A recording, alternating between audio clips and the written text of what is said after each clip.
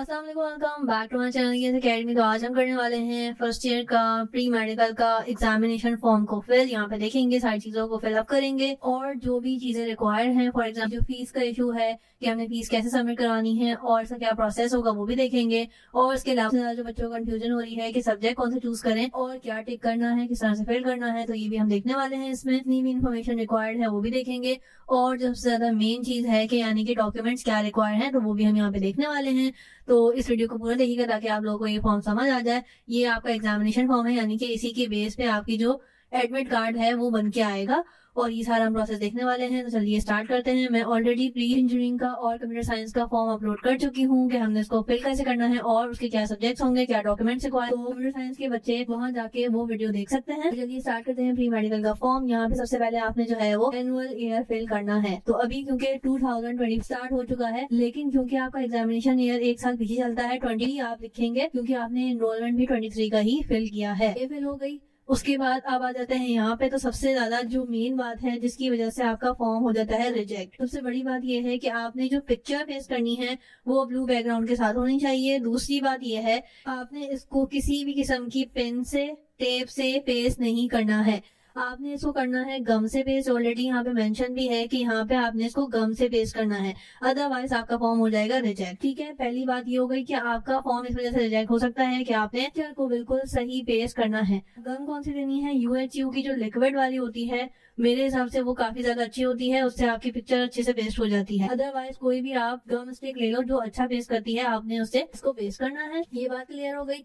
अब आ जाता है यहाँ पे। तो रोल नंबर आपका बोर्ड वाले खुद ही फिल करेंगे, तो आपने इसको बिल्कुल भी छेड़ना नहीं है। एनरोलमेंट नंबर जब आप लिखोगे जब आपका एनरोलमेंट कार्ड आ जाएगा। अभी तक एनरोलमेंट कार्ड नहीं आया है तो इस वजह से आप इस पे नहीं लिखोगे, लेकिन ये बात आप अपने कॉलेज वालों को इन्फॉर्म कर देना अगर आपने एनरोल नंबर नहीं लिखा हो। इसके अलावा अब यहाँ पे आ जाते हैं, ये लिखा हुआ है ऑलरेडी कि वो तलबा जिन्होंने इससे कबल किसी कॉलेज या ग्रुप में दाखिला लिया है, यानी कि बहुत सारे बच्चे ये करते हैं प्राइवेट में भी साथ साथ एनरोल हो जाते हैं, यानी कि एडमिशन ले लेते हैं। तो ये हरकत आपने बिल्कुल नहीं करनी है। किसी और गवर्नमेंट कॉलेज में जो एडमिशन लिया हुआ होता है ये आपने हरकत नहीं करनी है। आपका एग्जामिनेशन फॉर्म एक ही कॉलेज से जाएगा, तो ये आपने ध्यान में रखना है। उसके अलावा प्री मेडिकल के लिए एक और इंस्ट्रक्शन ये है कि यहाँ पे वो तलबा जिन्होंने SSC पार्ट 1 यानी कि मैट्रिक के अंदर कंप्यूटर साइंस से पास किया है, बायो नहीं ले सकते हैं। ठीक है, आपको बायो ही लेनी पड़ेगी। अगर आपने मैट्रिक में बायो ली है तो ही आप फर्स्ट ईयर में बायो ले सकते हैं, अदरवाइज आपको कंप्यूटर साइंस या प्री इंजीनियरिंग की तरफ जाना पड़ेगा। ये बात भी क्लियर हो गई। तो आ जाते हैं नीचे के फॉर्म हमने कैसे फिल करना है। तो ये तीनों चीजें आपकी बहुत ही ज्यादा मेन है। ठीक है, अब आपने इसको फिल कैसे करना है। बच्चों का फॉर्म हो जाता है रिजेक्ट क्योंकि ये गलत आप तरीके से फिल करते हो इसकी इन्फॉर्मेशन को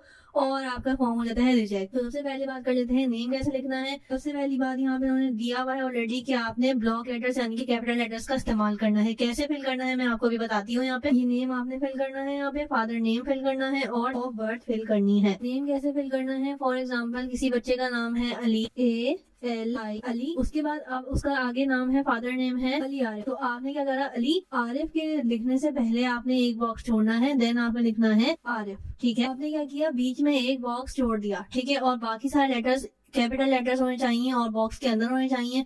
मैं ऑब्वियसली यहाँ पे स्क्रीन पे पढ़ा रही हूँ तो इसलिए थोड़ा सा बॉक्स से बाहर जा रहा है। सेम आपने फादर नेम फिल करना है। फॉर एग्जांपल क्या गया, फादर नेम आरिफ खान। क्या किया हमने, आरिफ लिखने के बाद एक और बॉक्स छोड़ दिया।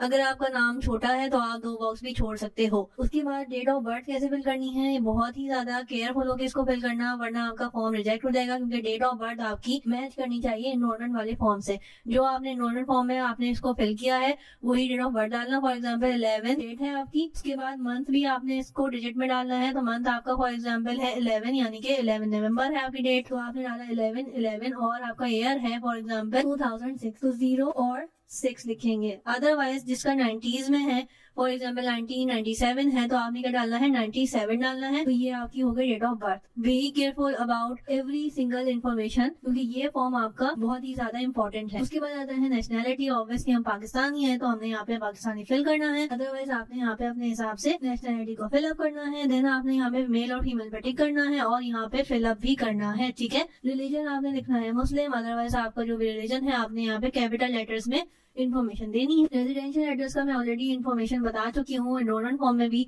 कि आपने कैसे इसको फिल करना है कि इसको कैपिटल लेटर्स में लिखना है। सेकेंडली आपने पता कहाँ से करना है, आपका स्ट्रीट और एरिया कैसे फाइंड करना है, क्या पहले लिखा आपने यहाँ पे रेजिडेंशियल एड्रेस किसी भी इलेक्ट्रिसिटी या गैस बिल से देखना है अपने घर के और फिर इसको फिलअप करना है। सिमिलरली यहाँ पे आपने जो भी है, फॉर एग्जांपल कोई एरिया का आपका नाम है वो लिखना है, देन आपने हाउस नंबर अगर लिखना है तो आपने बीच में एक बॉक्स छोड़ना है, देन आपने आगे इन्फॉर्मेशन देनी है। अगर आपका एरिया का नाम छोटा है तो एक ही में आ जाएगा, और यहाँ पे भी जो एक्स्ट्रा बॉक्स छूट रहे हो और नीचे भी अगर आपके एक्स्ट्रा बॉक्स छूट रहे हो तो आपने इसको गंदा नहीं करना, ना कोई क्रॉस आएगा ना कुछ आएगा, एज इट इज आपने ब्लैंक छोड़ देना है एक्स्ट्रा बॉक्सेस को, ठीक है। ये बात क्लियर हो गई। उसके बाद आते हैं नेम ऑफ कॉलेज। यहाँ पे अगर आपको खुद फिल करने के लिए दिया जाए तो आपने क्या करना है, गवर्नमेंट डिग्री और जो भी अगर आपका कॉलेज है तो आपने यहाँ पे नाम देना है गवर्नमेंट डिग्री और जो भी आपका कॉलेज का नाम है। उसके अलावा आपने अगर मॉर्निंग और इवनिंग आपके कॉलेज के नाम में लिखता है आपने इसको भी मेंशन करना है, ठीक है। जिन कॉलेजेस में मॉर्निंग इवनिंग का मसला नहीं है तो आप नॉर्मल अपना कॉलेज का नाम लिख दें। अदरवाइज यहाँ पे मोस्टली फॉर्म्स के अंदर कॉलेज वाले अपनी स्टैम्प लगाते हैं, तो वो आपको जब फॉर्म मिलेगा कॉलेज से तो आपको ऑलरेडी स्टैम्प लगी भी मिलेगी, ठीक है। अगर आपको खुद से फिल करना हो तो मैंने आपको तरीका बता दिया है कि गवर्नमेंट लिखना है, डिग्री लिखना है, जो भी आपका कॉलेज का नाम है, और उसके अलावा मोस्टली गवर्नमेंट डिग्री जो होते हैं गवर्नमेंट कॉलेजेस, तो उसके अंदर नाम शुरू ही यहीं से होता है गवर्नमेंट डिग्री, और जो भी आपके कॉलेज का नाम होता है वो आगे लगा हुआ होता है। तो ये आपने ध्यान से फिल करना है। उसके बाद आते हैं यहाँ पे CNIC नंबर। तो CNIC नंबर बहुत सारे बच्चे बोलते हैं कि मैं हमारा तो CNIC नहीं बना, तो ये आपने अपना बेफॉर्म नंबर जो भी है उसको फिलअप करना है। देन आपने यहाँ पे देना है कॉन्टेक्ट नंबर। कॉन्टेक्ट नंबर आपने वो देना है कि जो आपका एक्टिव हो और जो आप रिसीव कर सको, वो आपने नंबर देना है। चाहे अपना नंबर दे दो, चाहे फादर का दे दो, या घर में किसी का भी जिसका एक्टिव हो और फौरन से पिक हो सके, ठीक है। उसके बाद आते हैं मार्क ऑफ आइडेंटिफिकेशन पे। अब यहाँ पे ऑलरेडी मेंशन है कि ये आपने फिल करनी ही करनी है, ठीक है। तो यहाँ पे आप कोई भी अपना निशान दे सकते हो, जो आपको अगर कोई चोट का निशान है या कोई तेल वगैरह है तो ये आप जरूर फिल करना, ठीक है। ये भी आपका कैपिटल लेटर्स में ही होना चाहिए। देन आपका आ गया यहाँ पे मैट्रिक की इन्फॉर्मेशन मांगी हुई है, तो बोर्ड आपने यहाँ पे बताना है, जो भी आपका कराची बोर्ड है, जो भी बोर्ड है यहाँ पे उसको मेंशन करना है। रोल नंबर भी आप मार्कशीट से देखोगे। ग्रुप भी यूजुअली तो यहाँ पे बायो और कंप्यूटर ही होता है मैट्रिक के अंदर, तो आपने जो भी ग्रुप से किया है वो यहाँ पे मेंशन कर देना कैपिटल लेटर्स में। ईयर आपने करना है वो भी आपने मार्कशीट से ही देखना है, देन आपने फिलअप करना है, और ग्रेड और मार्क्स के लिए आप मार्कशीट को ही देखोगे और वहीं से फिलअप करना। नंबर एक भी कम ज्यादा नहीं करना, जो ग्रेड बना है वही लिखना, क्योंकि ये सारी इन्फॉर्मेशन वो पीछे से वेरीफाई करेगा, ठीक है। उसके बाद SHSC पार्ट 1, ठीक है। फॉर द रिपीटर्स, अगर आप रिपीटर हो तो आप यहाँ पे ऑब्वियसली फिल कर सकते हो। अगर आप रिपीटर नहीं हो, यानी कि वो एग्जाम आप दोबारा नहीं दे रहे हो, तो आप इसको ब्लैंक छोड़ देना, ठीक है। उसके बाद आ गया हमारे पास कि क्या डॉक्यूमेंटेशन आपको रिक्वायर है, क्या आपको डॉक्यूमेंट सबमिट कराने से पहले हमारे पास है मार्कशीट। मैट्रिक की मार्कशीट की आपने देनी है, और फोटोकॉपी आपकी यूजुअली तो 2 ही जाएंगी, अदरवाइज आपके कॉलेज वाले आपको अच्छे से बता भी देंगे कि कितने आपको मार्कशीट जो है वो फोटोकॉपी जमा करानी है। देन आपके पास आ जाता है कि फोटोकॉपी ऑफ एडमिशन स्लिप। अब वही मसला आ गया कि मार्कशीट के बाद आपने जमा करानी है एडमिशन स्लिप, ठीक है। लेकिन कॉलेज की एडमिशन स्लिप जब आपका एडमिशन हुआ होगा तो वो डेफिनेटली आपको मिली होगी। अगर नहीं मिली तो बहुत सारे कॉलेजेस ये करते हैं कि जैसे ही फॉर्म जाना शुरू होते हैं तो वो कोई ना कोई ऑल्टरनेट आपको जरूर देते हैं, अगर वो एडमिशन स्लिप नहीं दे रहे होते। अदरवाइज ये होता है कि जैसे ही फॉर्म जाना शुरू होते हैं तो वो एडमिशन स्लिप आपको ऑलरेडी प्रोवाइड कर देते हैं उसी वक्त बना के, ठीक है। तो आप अपने कॉलेज से, अगर आपके पास नहीं है तो ये बात अपने कॉलेज से पता करो, और वो आपको डेफिनेटली कोई ना कोई डॉक्यूमेंट देंगे, चाहे वो एडमिशन स्लिप हो या उसका ऑल्टरनेट हो। तो ये वाला मामला आपका कॉलेज वाले ही हल कर सकते हैं, और जिनके पास है वो इसकी फोटोकॉपी जरूर लगाएं, ठीक है। उसके बाद आ जाता है फोटोकॉपी ऑफ एनरोलमेंट कार्ड। तो अगर एनरोलमेंट कार्ड आपका उस वक्त तक आ जाए जब आप ये फिल करके सबमिट करवाओगे एग्जामिनेशन फॉर्म, तो आपने एनरोलमेंट कार्ड की भी फोटोकॉपी जमा करानी है। अदरवाइज अगर आपका एनरोलमेंट कार्ड नहीं आता तो ये भी बात आपने कॉलेज से बताना है, और कॉलेज वाले ही इसको फिल करेंगे, यानी कि इसका मसला सॉल्व करेंगे। और अगर आपके पास एनरोलमेंट कार्ड ना हो तो ये कॉलेज वाले को जरूर इन्फॉर्म कर देना कि हमारे पास एनरोलमेंट कार्ड नहीं है, हम कौन सा डॉक्यूमेंट प्रोवाइड करें, तो वो आपको जरूर बता देंगे। उसके बाद आ जाते हैं कि इन केस ऑफ रिपीटर, अगर आप रिपीटर हो यानी कि ये का एग्जाम आप दोबारा दे रहे हो, आपने जो है परमिशन लेटर भी जमा कराना होता है, ठीक है। और फर्स्ट ईयर की मार्कशीट वगैरह जो भी होती है वो आपने जमा करानी है। अगर आप रिपीटर नहीं हो, एनुअल दे रहे हो, पहली दफा दे रहे हो, तो आपको इस डॉक्यूमेंट की जरूरत नहीं हो। अब आ जाते हैं कि आपने सब्जेक्ट कौन से चूज करने हैं। तो यहाँ पे आ जाते हैं पहले कंपल्सरी सब्जेक्ट, और फिर आ जाते हैं आपके पास ऑप्शनल सब्जेक्ट। अब इनको फिल कैसे करना है और चूज कैसे करना है, ये सारे के सारे एग्जाम आपने नहीं देने, इसमें से आपने चूज करना होता है। तो सबसे पहले हम कंपल्सरी भी बात कर लेते हैं। कंपल्सरी आपका, अगर आप नॉर्मल स्टूडेंट हो तो आपने यहाँ पे उर्दू नॉर्मल पे ही टिक करना है, क्योंकि आप आम उम्मीदवार के लिए यहाँ पे ऑलरेडी मेंशन भी है कि अगर आप नॉर्मल कैंडिडेट हो तो आपने उर्दू नॉर्मल पे टिक करना है। अदरवाइज फॉर एग्जांपल कोई फॉरेनर है या कोई आपके साथ मसला है और आपने उर्दू से परमिशन ली भी है, तो आप इनमें से टिक करोगे जिसकी भी आपने परमिशन ली है, उर्दू आसान या गैर मादरी जबान, ठीक है। तो ये उनको ही अलाउ होता है। अगर अदरवाइज आपने यहीं पे ही टिक करना है उर्दू नॉर्मल पे, इनको आपने ब्लैंक छोड़ देना है। उसके बाद नीचे आ जाते हैं तो सेम यहाँ पे भी history and culture of Pakistan उन बच्चों को पढ़ाया जाता है जो फॉरनर हो, ठीक है। पाकिस्तान की रिहायशी है तो आप लोगों के लिए पाकिस्तान स्टडीज ही होती है, तो आपने इसको ब्लैंक छोड़ देना है। पाकिस्तान स्टडीज हमारे पास सेकंड ईयर में है तो आपने इसको भी ब्लैंक छोड़ देना है। अब आ जाते हैं इंग्लिश, यहाँ पे 2 इंग्लिश है, आपने इंग्लिश नॉर्मल पे ही टिक करना है क्योंकि ये आपके पास नॉर्मल कैंडिडेट्स के लिए है, यानी कि आम बच्चों के लिए, ठीक है। अगर आप कोई बोर्ड की स्पेशल परमिशन का लेटर रखते हो सो इंग्लिश नॉर्मल ही आप पिक करेंगे। यहाँ नॉर्मल स्टूडेंट्स के लिए इंग्लिश नॉर्मल ही है, ठीक है। इंग्लिश एडवांस बोर्ड की इजाजत होनी चाहिए आपके पास, देन आप इसको सेलेक्ट कर सकते हो। अदरवाइज अगर आप नॉर्मल स्टूडेंट हो तो आप इंग्लिश नॉर्मल पे ही टिक करो। मुस्लिम्स के लिए ऑब्वियसली इस्लामियत है तो आप इस पे टिक करोगे, और उसके अलावा अगर आप किसी और मतलब फॉरेनर हो या फिर कोई नॉन मुस्लिम है तो फिर आप सिविक्स पे जाओगे। बात कर लेते हैं यहाँ पे ऑप्शनल सब्जेक्ट्स की। यहाँ पे हमारे पास केमिस्ट्री है, केमिस्ट्री में आपके पास प्रैक्टिकल और थ्योरी दोनों होते हैं तो दोनों पे आपने टिक करना है। देन आपके पास फिजिक्स है तो यहाँ पे भी आपने दोनों पे टिक करना है, फिजिक्स का भी प्रैक्टिकल और थ्योरी दोनों होती है। अदरवाइज आप बायो के स्टूडेंट हो ऑब्वियसली तो आप बायो पे टिक करोगे, ठीक है। अब बायो पे आपका प्रैक्टिकल और थ्योरी में दोनों में टिक हो गया। अब बात आ जाती है इस मैथमेटिक्स की, तो मोस्ट ऑफ द टाइम यही होता है जो बायो के स्टूडेंट होते हैं वो मैथ्स नहीं पढ़ते हैं, इसी वजह से यहाँ पे मेंशन है कि बोर्ड की खुसूसी इजाजत, ठीक है। इंजीनियरिंग में और कंप्यूटर साइंस में तो ऑलरेडी ये चीज ऑब्वियस होती है कि इंजीनियरिंग और कंप्यूटर साइंस के बच्चे मैथमेटिक्स लेते हैं, ठीक है। बायो वाले अलाउ नहीं होता उनको कि वो मैथमेटिक्स लें, तो इस वजह से आप जो है यहाँ पे अगर आपके पास परमिशन है बोर्ड की देन आप ले सकते हो, अदरवाइज आप इस पे टिक नहीं करोगे, आप इसको रहने दोगे यानी कि ब्लैंक छोड़ दोगे। इसके बाद मैंने अगेन पहले भी बताया था मीडियम आंसर आपने देना है, यानी कि ये जो 3 सब्जेक्ट है केमिस्ट्री है, फिजिक्स है और बायो, ये आप लोग अगर इंग्लिश में दोगे तो आपने यहाँ पे इंग्लिश लिखना है, अदरवाइज आपने यहाँ पे उर्दू लिखना है, ठीक है। आपने इंग्लिश लिख दिया मीडियम ऑफ आंसर, यानी कि ये 3 सब्जेक्ट्स आप इंग्लिश में ही देने वाले हो।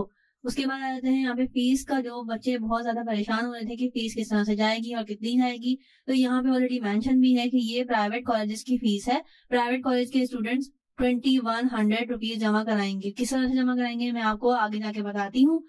गवर्नमेंट स्टूडेंट के बच्चे जो फर्स्ट टाइम पेपर दे रहे हैं, अगर फर्स्ट टाइम है आपका यानी कि एनुअल पेपर है, पहली दफा आप फर्स्ट ईयर के एग्जाम दे रहे हो, तो आप फीस नहीं जमा कराओगे। निगरान वज़ीर आला ने आप लोगों की फीस जो है वो माफ कर दी है। अगर आप रिपीट कर रहे हो या सप्ली दे रहे हो देन आपको फीस चालान भरना पड़ेगा, आपको जो है वो अपनी फीस जमा करानी पड़ेगी।